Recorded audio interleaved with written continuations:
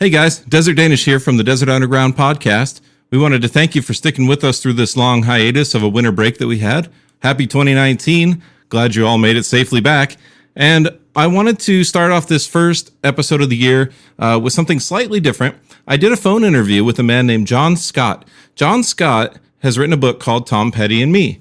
Now, Jon is the man who worked at the record label as a promoter and got Tom Petty and the Heartbreakers first played on the radio. Their album had already come out. It was about 6 or 8 months old, and he heard the record, believed in them enough, pushed it until he got them played on the air, despite everybody pushing back against him. And if he had never done that, none of you would ever have heard of Tom Petty and the Heartbreakers. So with that in mind, check out this interview I did with Jon Scott, and thanks for listening.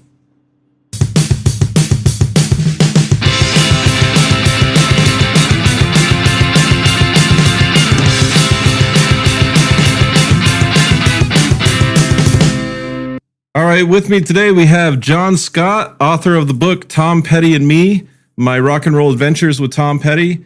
Tom started out as a radio DJ, from what I understand, and worked his way up all the way to, head of national album promotions? That's it. That's all. You know, reading this book really brought me into a world that I had never even thought about or heard of, which is all the behind the scenes stuff as far as labels and promotions go. Well, that's one of the things I wanted to try to convey in my book, because sometimes I don't think fans realize how a band gets from A, to B to C to D, and all of a sudden they're huge superstars. And I tried to convey as much as possible what it was like to see a band that was not necessarily in trouble, but somewhat in trouble in the United States. They were making noise in Europe, but also as well, John Mellencamp. I mean, when I was working at MCA, I got fired because I believed in this kid Johnny Cougar, and who turned out to be John Mellencamp. But there's a lot of behind the scenes stuff that I don't think people really realize happens. I mean, did I meet Tom Petty by accident, serendipitous? Was it all meant to be? I think so. But yeah, there's a lot of behind the scenes stuff that in my book that I think people will find they'll find very interesting, because, like I said, many fans just go to a concert because it's their favorite band and have no clue how they got there. Right. And so it's interesting actually how you came across finding Tom Petty and the Heartbreakers.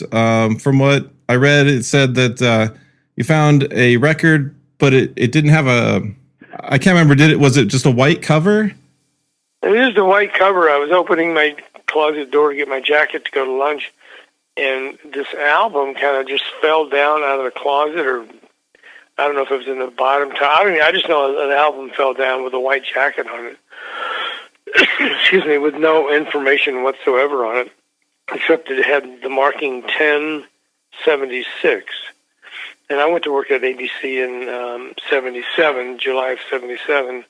And so I assumed the record had come out in October of 76, but since it had no markings on it or no information whatsoever about any of the song titles or the name of the band, it got my curiosity, because I was a DJ in Memphis, and at the station I worked at, we could play what we wanted to play and say what we wanted to say, if you know what I mean. Hey, right. hey.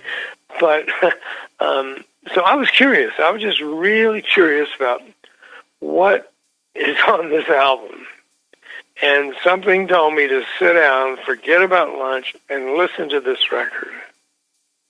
And so I did. I took my jacket off. I went to my turntable, and I hear this song called Rockin' Around With You. And my ears perked up, like, wow, it's a pretty cool little song. Right. And Breakdown, I think, was the second track. And I immediately got chill bumps the minute I started hearing Tom sing that song. And when I get goosebumps or my hair stand up on my arms, I know I'm hearing something special, and that's exactly what happened. I heard Breakdown and knew right away that this was something very, very special. And even though it was Tom Petty and the Heartbreakers, it turned into all of a sudden you kept pushing for it, but then there was pushback. You know, this artist has been out for a while. It didn't sell well. Right. Well, when I listened to it, I think the last song of the album is "American Girl," and of course, if you listen to "American Girl," you know how powerful a song that is. So actually, I got up and closed my door and put my headphones on and listened to it again because I thought, well, this is crazy. This band is incredible. And I didn't even know their name, to be honest with you. I just knew there was a white album, like a Beatles white album. Right. But that's when I went to my boss and said, "Who are these guys?" And he grabbed the vinyl from my hand, and he said, he listened to about 10 seconds of a song. I can't even remember what song it was. But he said, "Oh, that's that punk band, Tom Petty and what are they called? Tom Petty and, the Heartbreakers. They're a punk band, and we're dropping them from our label." And as we all know, they were not a punk band. Well, no, they weren't a punk band. So I looked at him like I was incredulous. Like, what are you talking about? This is a punk band? You're telling me this is a punk band? No, Charlie, this is one of the greatest rock records I've heard in years. And I was being very serious about it, and he was kind of clowning around like, hey, he pulled the real jacket down. Excuse me, I've got a cold, you guys, but he pulled the real jacket down and said, "Look at this punk guy. He's a long, stringy blonde hair, bullets around his neck, a smirk on his face, and a black leather jacket. John, that's the punk by band." all accounts, that is kind of that punk look. It is, and to this day, I never asked Tom, why did he do that? And it's one of the things maybe Mike or Ben or somebody could tell me, but I never asked Tom, why did you pick that cover? Because it held him back for so many different reasons. Because a lot of radio stations were not playing punk records. A majority of FM stations were not playing punk records at the time. And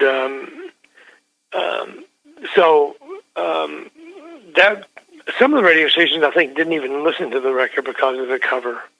Yeah, and a lot of people do judge those books by their cover. Yeah, exactly.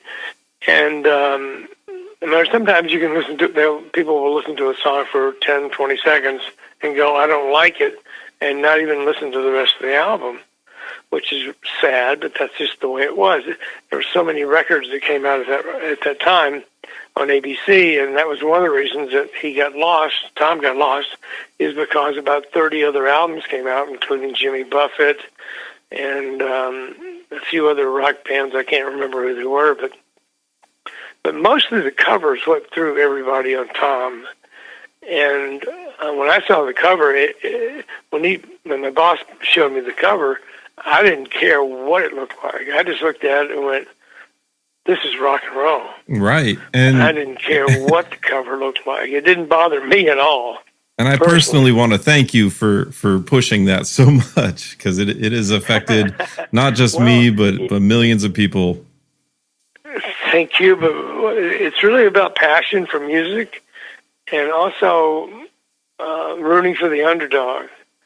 Right. And when I heard that Tom was going to be dropped from the label, I begged my boss, whose name is Charlie Miner, one of the greatest promotion men there is, that I can get this record played on the radio. And he laughed at me.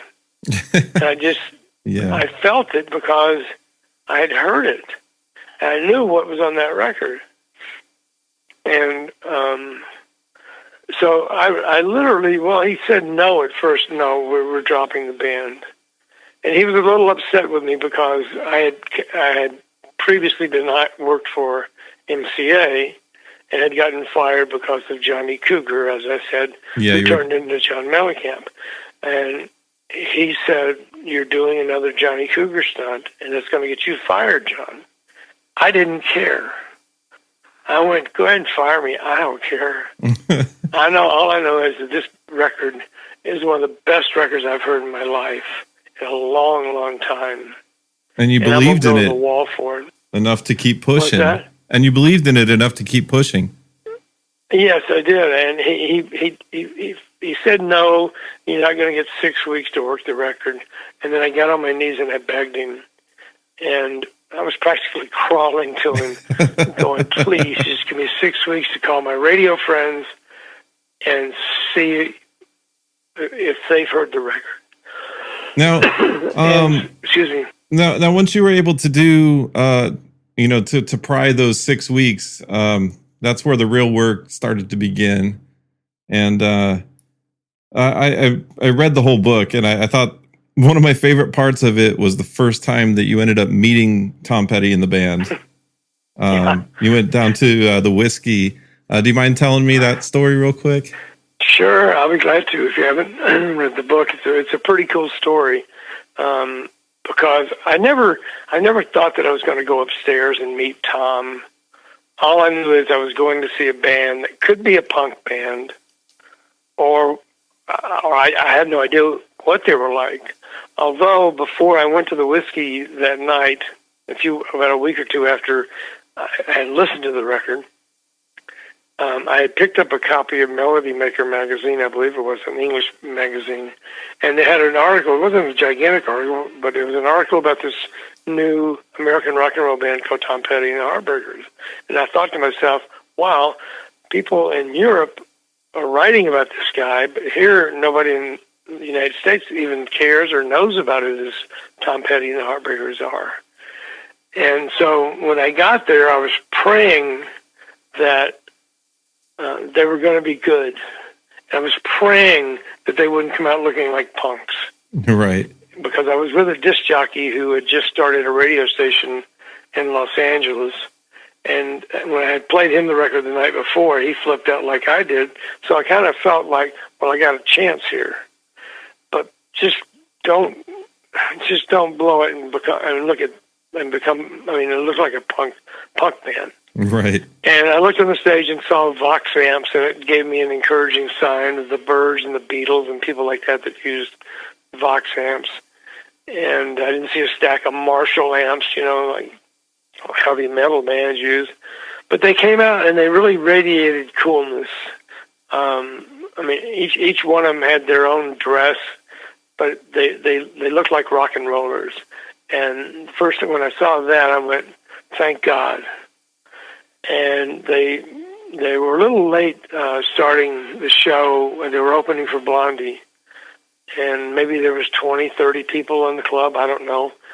And I was just praying that this band's going to be good. And they opened with a version of "Oh Carol" by Chuck Berry. And they killed it. They nailed it. And Charlie Kendall and I, my friend from the radio station, looked at each other like, holy crap. God dang, that was good. Right. And then all of a sudden I'm going, I'm right. I know I'm right. And they played Breakdown. And that's when Charlie said, I am going to play this record starting Monday morning on the radio in heavy rotation. Even though the record was about 8 months old at the time? Charlie had never, he had been a program director, a music director for quite a few big stations. He had never heard of them. And like I said, for various reasons, a lot of radio stations didn't even know who they were. Right. But Charlie and I looked at each other with this look on our face like, holy crap. And after they played Breakdown, the set seemed to fly by. I remember Tom had a Rickenbacker on, and then he switched over to the organ, I believe it was, and played Luna. And I'm going, my God, this guy is so multi-talented. And the whole band was, I thought Stan Lynch was one of the greatest drummers I've had seen. He reminded me of Ringo Starr for some reason. I don't know why, because he shook his hair back or something. But he was so cool. And then you see Mike Campbell, the guitar player, playing out of his mind. And Ron Blair's looking good, but this guy Tom Petty, I just went, I'm seeing the future of rock and roll. And Charlie Kendall, my friend, felt the same way. And so that's when, after the show was over, it was about a 35, 40-minute set with no encore. And I just said, well, I'm going to go introduce myself to this guy because he has no idea who I am. And I'd been listening to his album for about a week in my car, at home, at work, because I couldn't get it off the turntable. And so I said, I want this guy to know who I am and what's going to happen on Monday morning. His record's going to be played. And I introduced myself as Jon Scott, the new head of album promotion at ABC, and the whole band started laughing. And Tom said, hey, guys, this is the new head of ABC Records. And they all went, oh, who cares? You know, and I'm sure there was some obscenities thrown out as well. It didn't bother me, and but Tom said, I said to Tom, have you ever heard your record on the radio in Los Angeles? And knowing full well that he hadn't, and he said, no, why? I said, well, you're going to hear it Monday morning. And he said, get the hell out of here. I think ABC Records are nut jobs. They've messed up our career for 8 months. They've advertised us in Teen Magazine, New Wave magazines, and they've done nothing to help us. And I really, at that point, had no idea, what had happened in the previous 8 months. And that's when he said, escort these two guys out of here to his roadie. And I just turned around and said, Tom, I'm going to break your career wide open. And I got met with further laughter from everybody in the band. Like, oh, yeah, here's that new guy making a claim like that. And I was walking out the door, and I just, like I said, I don't know why I said some of these things, except I knew what I had seen, what I saw, and I knew what I had heard on the vinyl. And I said, Tom, my name is Jon Scott, and every time you hear your record on the radio, you're going to think of me. And he said, get out of here. And it really didn't bother me, because I knew Charlie was going to start playing it on Monday morning on a new rock station here in L.A. And I knew what I saw that night, and I knew what I heard. So it didn't bother me getting thrown out of the whiskey. And his manager, I think that week, Charlie started playing the record on Monday, and on Wednesday, Tower Records, the big record chain, called his station and asked who they were playing. It was a song called Breakdown. And Tower Records ordered, I think it was 250 copies of the record, an 8-month-old record. They didn't even know about it. And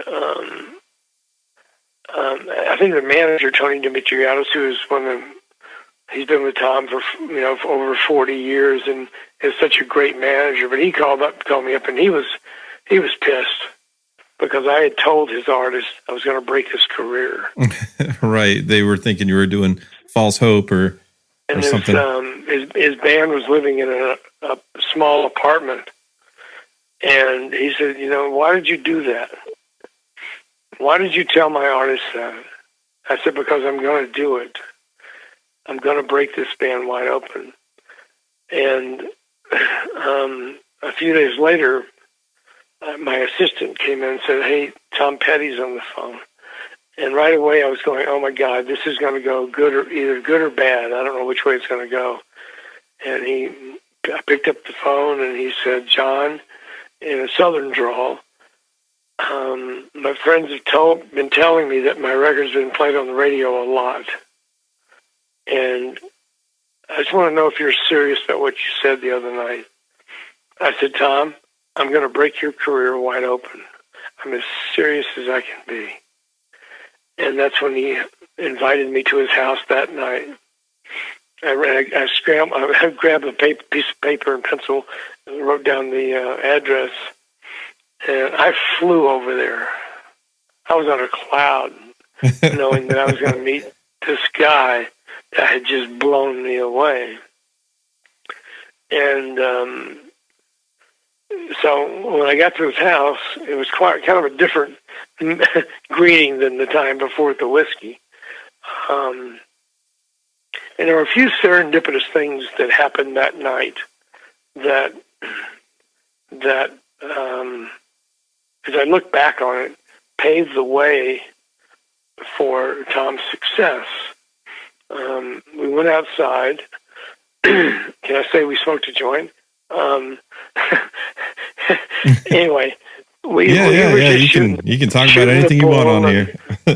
And the one thing that really just got him and me was the fact that when I said, "Have you ever been in any other bands?"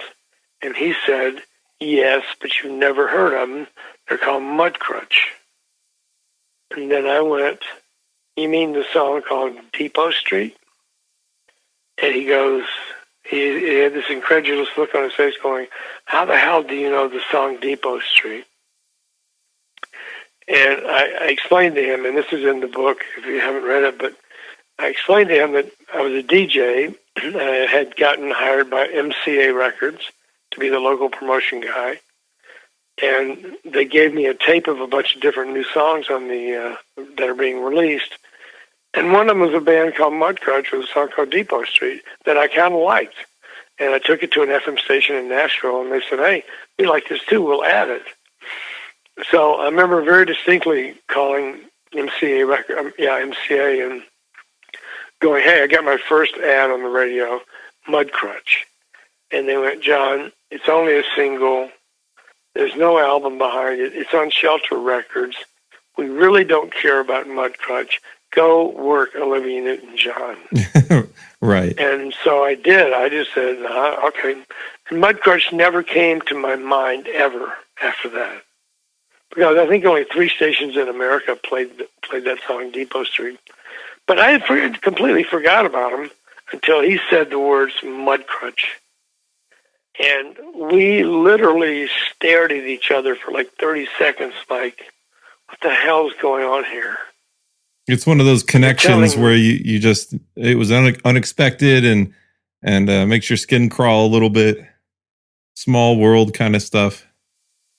Yeah, even more than small world kind of stuff, because, I mean, nobody knew Mudcrutch that I'd ever heard of. And those, like I said, only 3 stations in America played it. And for me to say Depot Street, it blew his mind, as you can imagine. Because here I am telling him I'm going to break his career, and I had tried with his band Mudcrutch, not knowing who Mudcrutch was. And I'm thinking to myself, as I'm looking at it, we're just staring at each other, and I'm going, I can't believe I'm looking into the eyes of a band that's blown me away, Tom Petty and the Heartbreakers. And I was blown away by a song called Depot Street by Mudcrutch. And here I am looking at the singer on Depot Street with Mudcrutch. So it was like one of those things, it was like a very serendipitous thing that happened, like, how the hell did this all come to be? Was it supposed to happen? Was it meant to happen? And I think it was. I don't think it was an accident. I believe everything happens for a reason in this world. And that's fantastic how that happened. It really is. You know, nowadays it's crazy. I mean, what are the chances of a guy I was a kid from Memphis, and I liked the song by Mudcrutch. What are the chances that that was about 5 years later or 4 years later, I'd be standing there looking at the lead singer of Mudcrutch. In a completely different context as well, too. Heartbreakers. So, yeah, the relationship changed real fast after that. Oh, I bet. And, you know, I think about when I was reading the book, because I'm a little younger, I'm only 35, so I was born in the 80s. So this all happened a lot before my time.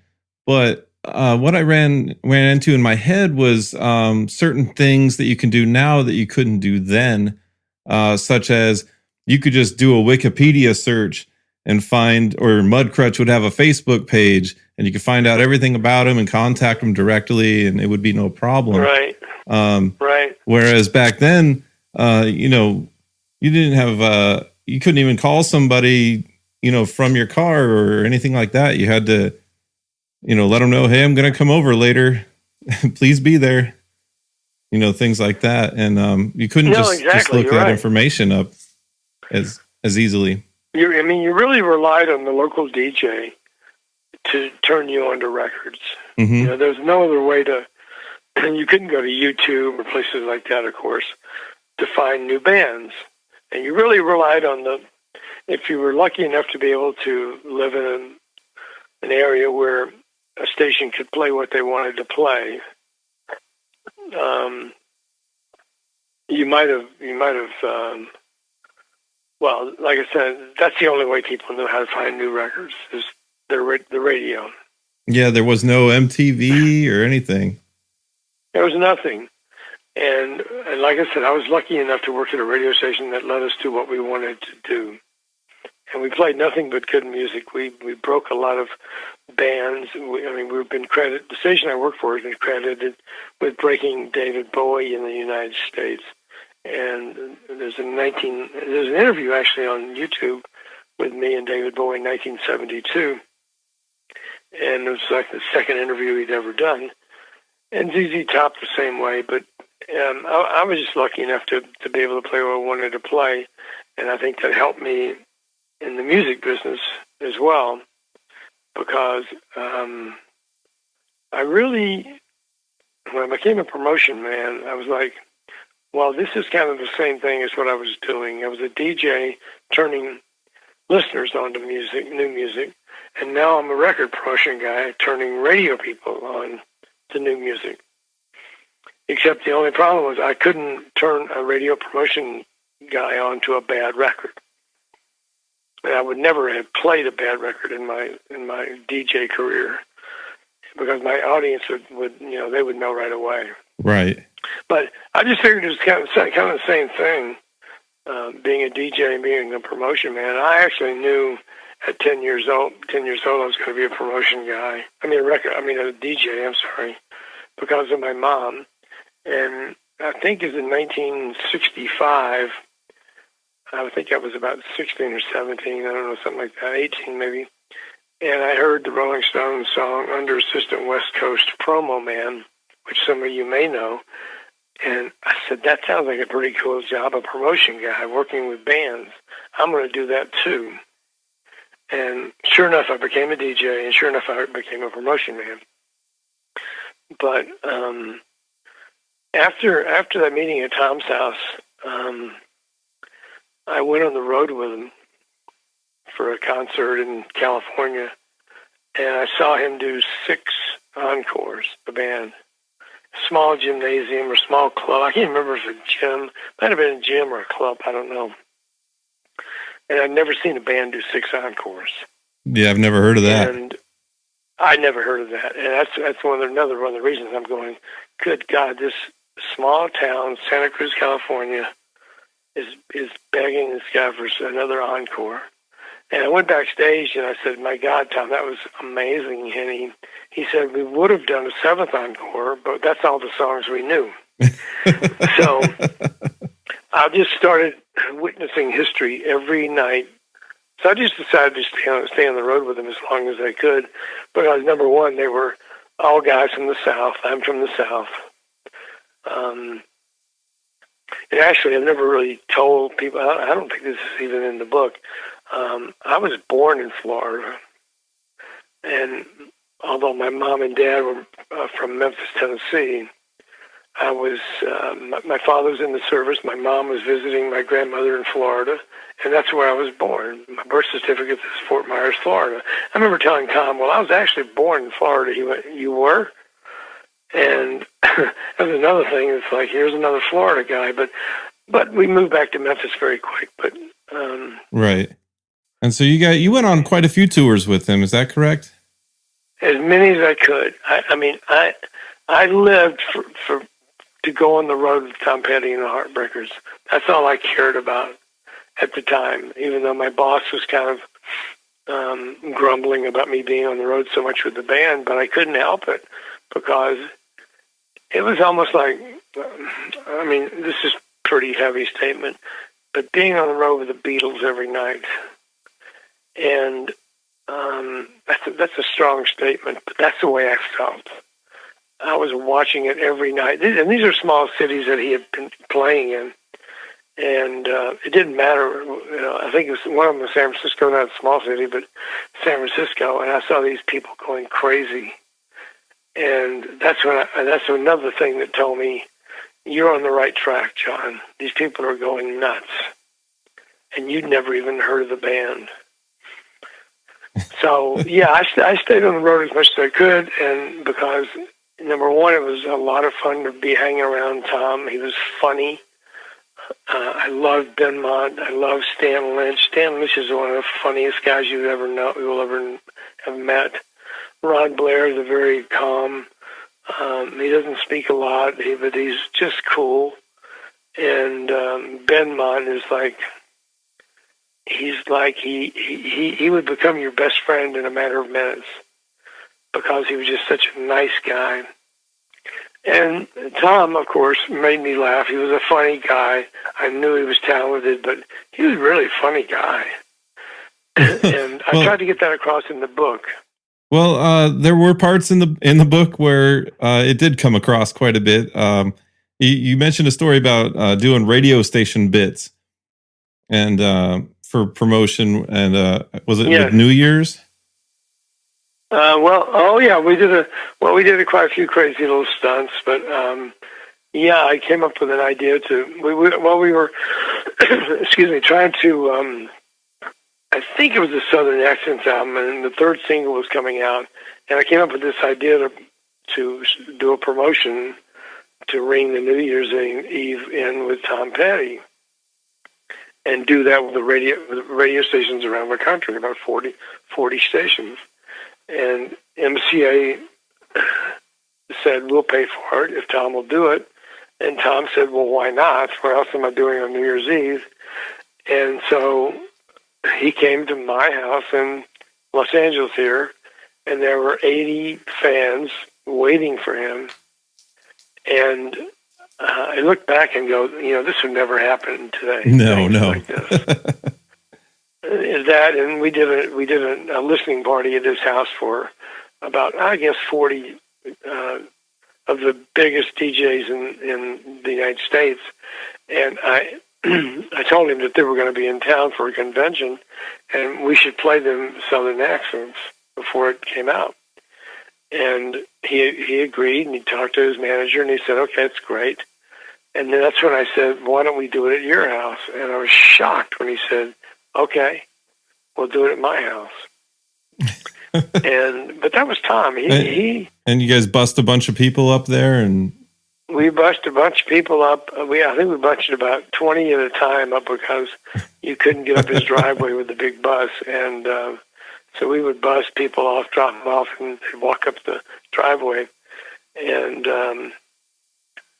you walk in the door, there's Tom, and there's me, and Tom would hand everybody a glass of champagne and welcome them to his house. Uh-huh.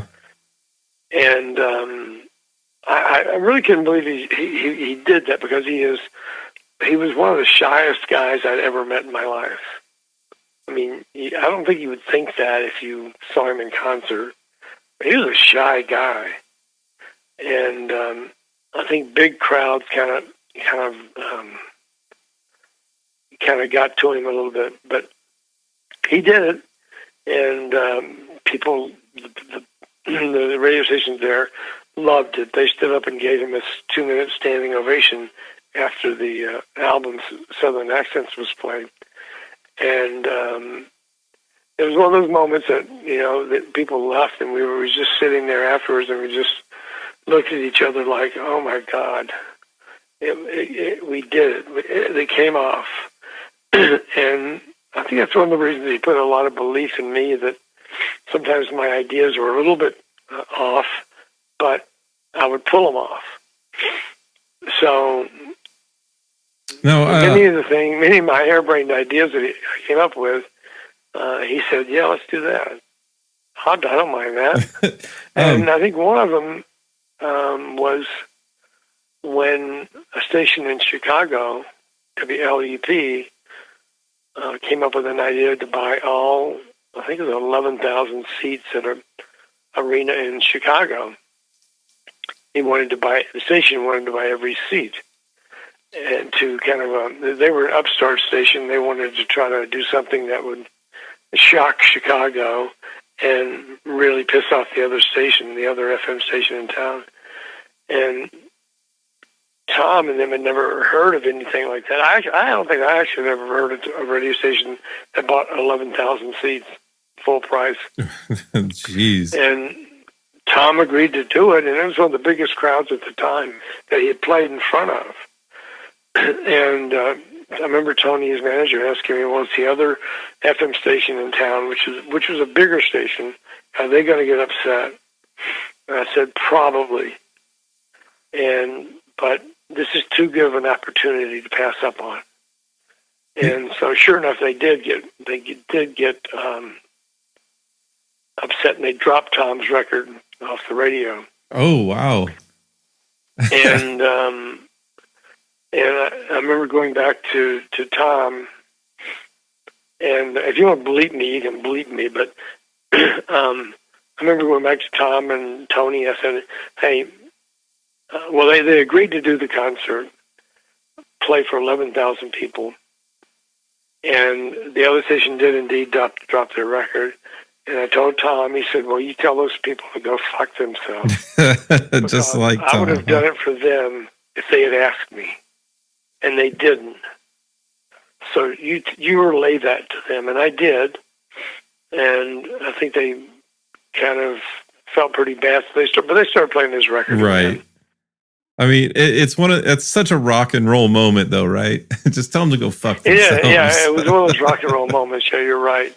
And Tom, even though he was a shy guy, he spoke his mind, and you never challenged him unless it was something that was just so recognizable to challenge him on. But you didn't challenge Tom Petty because, like his song, he wouldn't back down.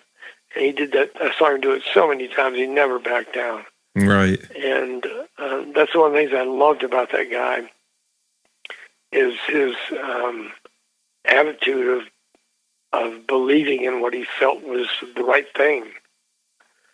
And like the 898 album where he challenged MCA because he wanted to make it 998. And he refused to put it out.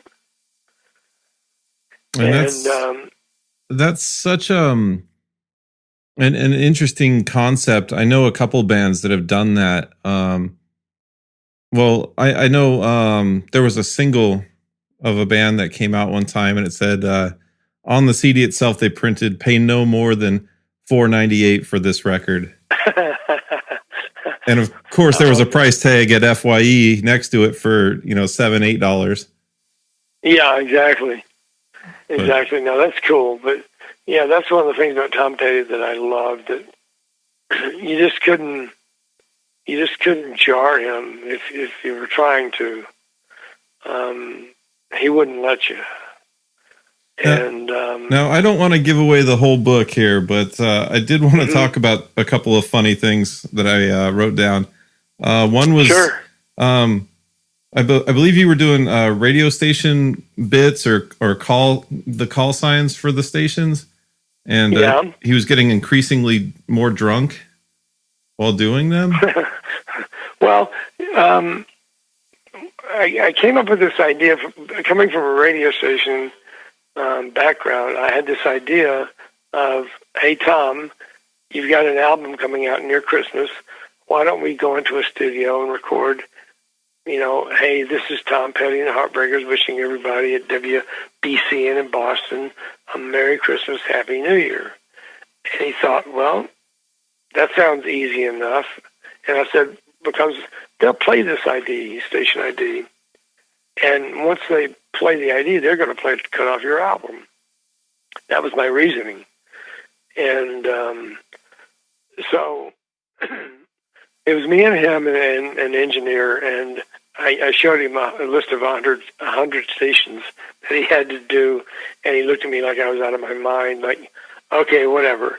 And they just started off kind of bland, like, hi, this is Tom Petty, and all the Heartbreakers want to wish everybody at WBCN in Boston a Merry Christmas and Happy New Year. And okay, all right, and so I'd go, great, next. And after he did about 5 of them, he went, these are kind of boring.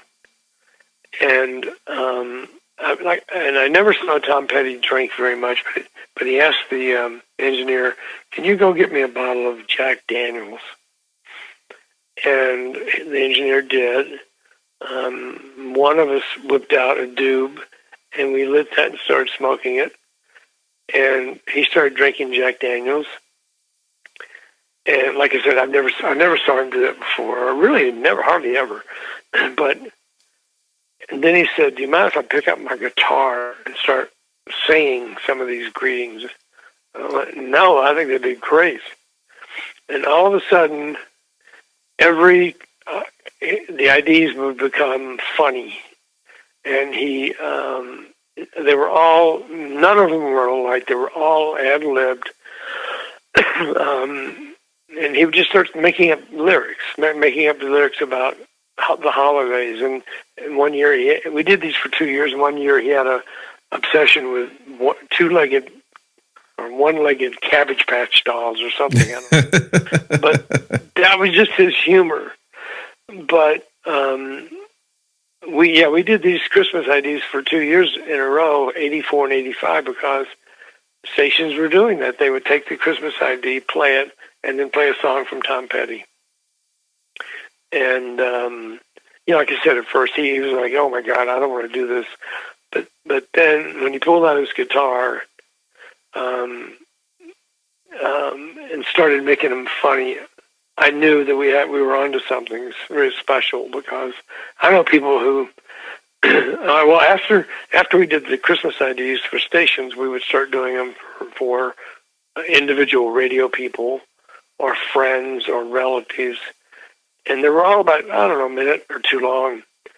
But I know people who still have theirs. As a matter of fact, there's one friend of mine who has his locked away in a safety deposit box. It's like having a song written for you and sung for you by Tom Petty. Oh, that's just brilliant. It's one of the greatest Christmas gifts you could possibly ever get. And I didn't really think of that at the time, that it was, I knew it was going to be something special, but I didn't really realize it was going to be that special. And I still have every one of the Christmas IDs that he did. From time to time, I'll put them on. Actually, I put some of them, I think, in the book. But it just makes me smile that I was sitting there with Tom, and he was just making up really good stuff, not dumb stuff, but he was having fun doing Christmas IDs for radio stations. And so that's a great memory I have with him. And I think at the time, he believed in me that I would never make him look stupid or dumb or anything, Right. So that's why another reason he would do these things. But all I can tell you is this guy was so special. And it's just a shame that we lost him so early. Yeah, it truly is. I saw him back in May of 2017 in Memphis, and he came out and did a picture. And before they went on stage, they came out and did a picture with myself and my daughter, and the whole band was there, because we had been family for years. And I asked Tom, I said, "How you doing?" He said, "Well, my left ear's kind of bothering me. I'm having trouble hearing, and I got some aches and pains." And he never really told me what they were, but I saw him go on stage that night, and he was kind of being held held up by Steve Ferroni. And I thought that was kind of strange. Steve kind of helping him up. Right. And I never really realized what kind of a hip injury he had. I didn't even really know he had a hip injury. But looking back upon it,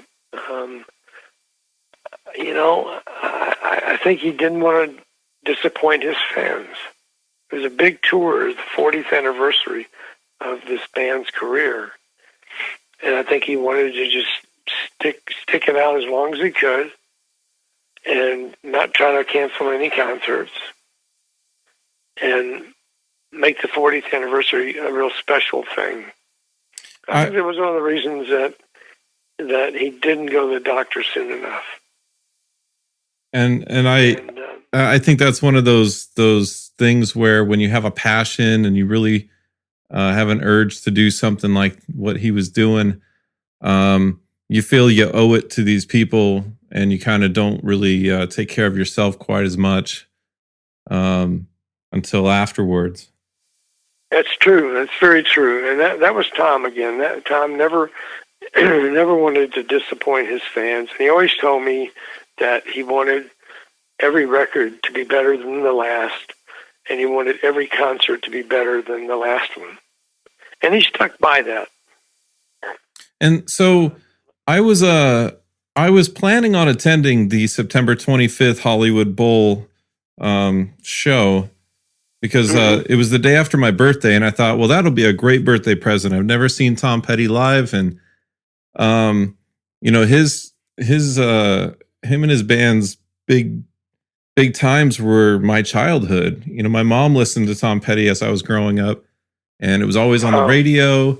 And so, sure. I grew up in California, so it was like everything about it was California to me. And and it did feel almost like a soundtrack to my childhood, a lot of those songs. Oh, yeah, sure. And I did not make it to that show.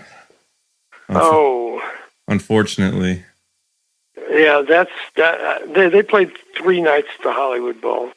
And I only wanted to go to the one show, the last show, because it had been rumored that he was possibly this could have been his last tour.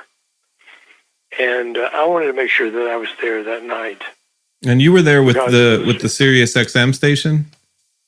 Yes, Sirius. Well, I was going anyway to the concert, and that's when a few days before that, Mark Felsod, the producer of Tom Petty Radio on Sirius, invited me to come down and do an interview. They were doing a bunch of different interviews all afternoon, right from the Hollywood Bowl live.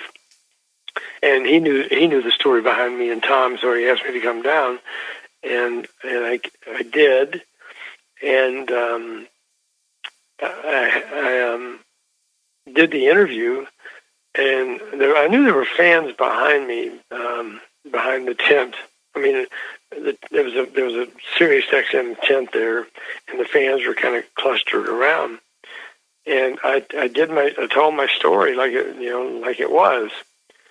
And I turned around, and people were asking me for my autograph. And I thought, you want my autograph? Are you kidding me? And so that was one of the reasons I started autographing every book. But anyway, I was blown away. But now, wait a minute. I don't have an autograph in my book. Yes, you do. I autographed every book. Come on. You looked at the wrong page. My name is on. I don't think if I got a book, I'll send you one. If you don't see my name inside the first 3 or 4 pages. Well, maybe it's worth more if you didn't. I hope not, but no, I know, and I never expected what was going to happen at that concert. I never knew he was going to stop the show and dedicate a song to me. Yeah, and what did he say? I saw the clip. Well, he said basically there's a lot of people backstage because it was the last show, and they were lucky to get on stage. There were so many people backstage. I didn't go backstage. I could have, but I knew it was going to be nuts back there. So I just wanted to soak it in as a fan. And he said, I want to dedicate this one song to guy named Jon Scott, who 6 weeks before our record was going to be dropped by ABC Records, he went to the radio stations with a vengeance and got that sucker played. And we're forever grateful for that. And I want to dedicate this song to him, I Won't Back Down. And I was so blown away because I had no clue it was coming. That was coming. And I was lucky enough to be with my daughter that night, and who'd been a part of the family for with Tom and his family for years. And I later found out from his wife Dana that the reason he did that shout out to me was because they got into their limo about 6 o'clock, I guess, and of course the limo had Tom Petty radio on, and they were talking. She said, and she told me that, she said, I want you to know this. We were talking, and he heard you were going to be interviewed, and he told me to be quiet. He wanted to hear the interview. And after the interview was over, he turned to her and said, Dana, everything Jon Scott just said is the absolute truth. And she said, and he said, that hit me in the heart. That went right to my heart, what he just said. And so that's the reason he dedicated that shout out to me on the last concert of his life. And to me, I think it was a gift that he left me. I really believe that. It's a really, really special, momentous kind of occasion. Exactly. And especially not knowing it's even coming. You're sitting out there enjoying as a fan, and all of a sudden you're hearing your name in front of 18,000 people at the Hollywood Bowl. And I was crying. I'll tell you that right now. It was tears of joy, but that was one of those things that just is a lifetime memory that you'll never forget. And I'm just so glad that a few people captured that moment and put it on YouTube. But yeah, that was mind blowing. That is that night. It's truly wonderful, and I think you're just as famous as him. People just don't know it. I would put it that way. All I have to do is buy my book, and and I'll put a shameless plug in. You can buy it on Amazon or Kindle, but if you buy it at tompettyandme.com, I'll personalize every book if you want it personalized, and I'll autograph every book. And I kind of did that because of a few reasons. When Warren Zanes came out with his biography, I bought it on Amazon, and I would have loved to have had Warren's autograph on his book. Mm-hmm. But I couldn't because it was on Amazon. So I decided, actually, Tom came to me in a dream and said, call it Tom Petty and Me, your book. Because I had told him I was writing a book. And I went to GoDaddy about 4 a.m. and I typed in tompettyandme.com, and it was available, and I clicked so fast. You had to have it. Writing. I get it. There is a couple of other really amazing, way more detailed stories in the book. We didn't talk about them, and I'll let people see it because it's more of a visual thing. But there's a great section of the book where you talk about all the faxes that you guys sent back and forth with each other. Oh my God, there's some. I left a few of them out. Maybe I'll put those out on Tom Petty Nation or something. But yeah, it's almost too long to describe about the faxes. But I found out that so many people have written me going, I love the part about the faxes. It shows a part of Tom that you never even thought you knew. Exactly. And I think during that part of the book, you start realizing, I mean, that's when he was doing the Wilburys thing around that time as well. Yeah. And he starts signing it Charlie T and I became John T. Wilbury or something. But yeah, that's one thing that let the fans find out about the faxes, because it'll really blow your mind about to see how funny Tom Petty was. Mm-hmm. And I don't think it was ever a time that I've been around him that he didn't make me laugh.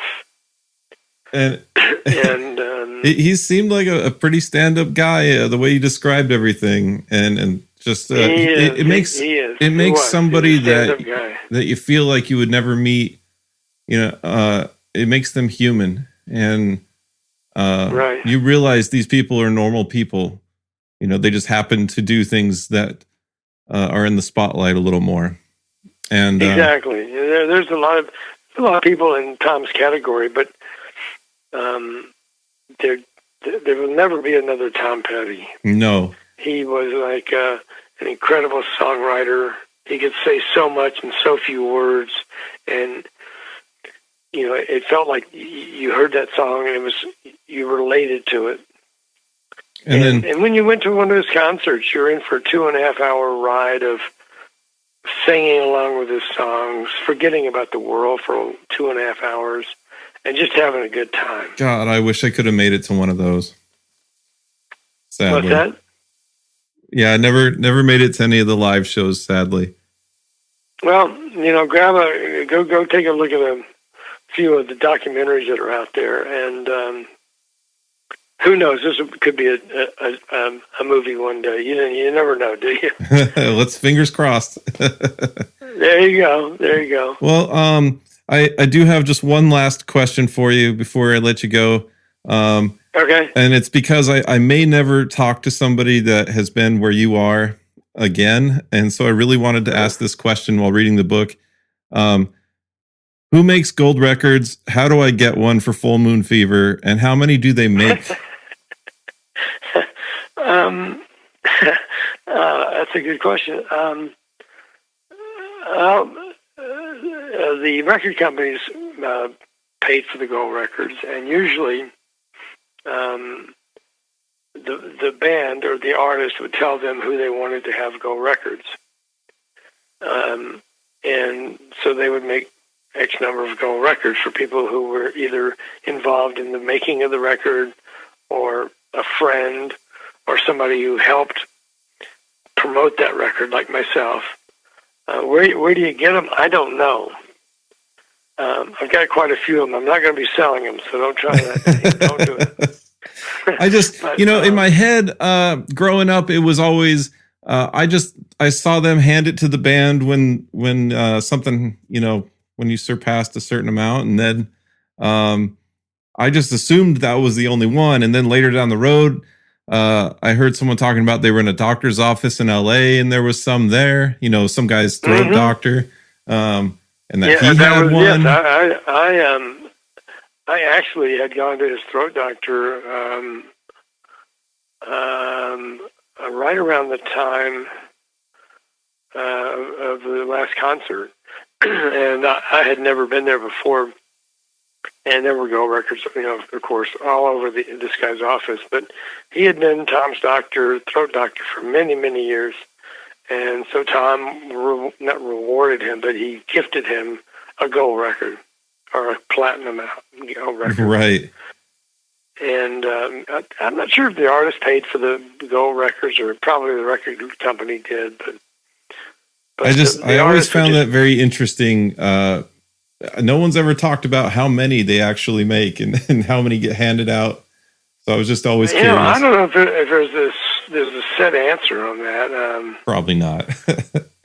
Probably not, but good question, though. Well, Jon, I can't thank you enough for coming and being on the Desert Underground podcast with me. I appreciate all the time that you've donated, and you truly do have a lot of. I'm so happy to be here. You have a lot of amazing stories. I really appreciate you coming in and asking me to do it, because it's my pleasure. And I love to talk about Tom, because I was a part of his life for over 40 years, and he was a real special person to me. And I really think that Tom is still with us. I really haven't wrapped my head around the fact that he's not here. And a lot of times I'll be in places, and a Tom Petty record will come on, and people will go, it only happens when you come in this door, John. A Tom Petty record will come on the radio. And, I think he still is guiding me, and he'll never be forgotten. His music will live forever. And like I said, there will never be another Tom Petty in the Heartbreakers ever, in my opinion. I couldn't have said it better myself. And you truly are a gem. And everything you've done, I really think everyone needs to thank you very much for all the amazing music that you've gotten played on the air and promoted. Oh, well, thank you so much to that, Dane. That means a lot to me. And sorry I'm a little hoarse, but my whole family had the crud going around. So, well, I hope you heal up quick. I do thank you very much. Thank you again, and we'll catch you next time. Thanks again, Jon.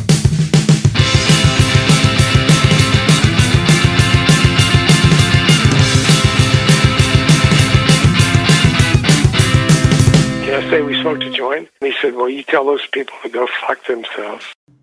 Hey guys, thanks for checking out the podcast today. Make sure you like, subscribe, and share, and let all your friends know about it, because without you, it's just me talking into a microphone, and that's weird. Make sure that you tell all your friends we are completely word of mouth. We don't have any advertising that we do. We want to take it from local to global, and we want to include you on that ride. So let everybody know. Thanks again for subscribing, checking us out on iTunes and on SoundCloud.